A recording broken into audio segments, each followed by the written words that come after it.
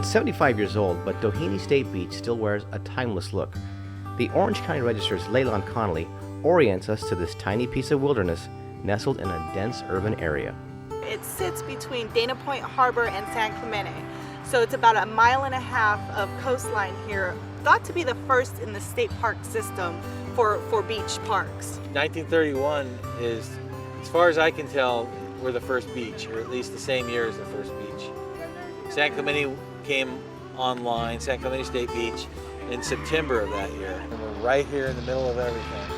And we're a beach, and yet, like you said, we've got bats, we've got possums, raccoons, skunks, all different kinds of birds, owls. And we've got a lot of stuff going here, but you wouldn't think so, considering we're tucked away between San Clemente and Dana Point. The ocean on one side.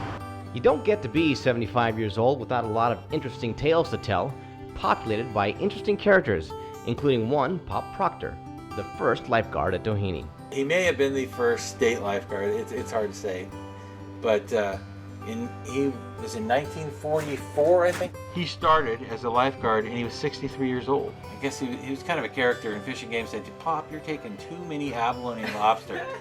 You gotta stop." And he goes, "Well, how about if I get a commercial license?" He goes, "Well, you gotta have a boat."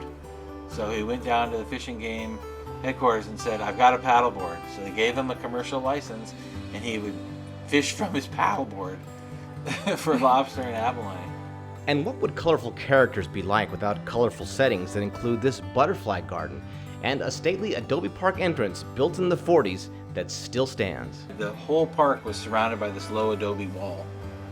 It was that was the boundary wall, and that was the entrance into the parks through these arches. These are the CCC crews here, and these guys are actually building the adobe bricks. And they were housed up at San Clemente and then brought down here on the train every day. The rare opportunity to actually camp on a state beach means the grounds here are usually pretty packed in the summertime, and those who visit wouldn't have it any other way. By the beach and being able to be on the sand here, kids can all run around. It's just, it's an awesome time just to be with the kids and to be with all of them. Just an awesome time. Hi, have a space We don't do it every year, so this is kind of a special time. 1944, this park was the #1 money maker for the state park system and the #1 campground. Had more people for camping and day use than any other park in the state. So it's not anything new that we are crowded.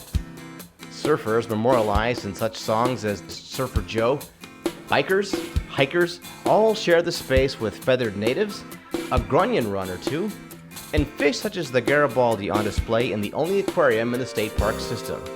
All combine to create an interesting experience for a week or just a few hours out of an otherwise busy day. Steve Perez, OCRegister.com.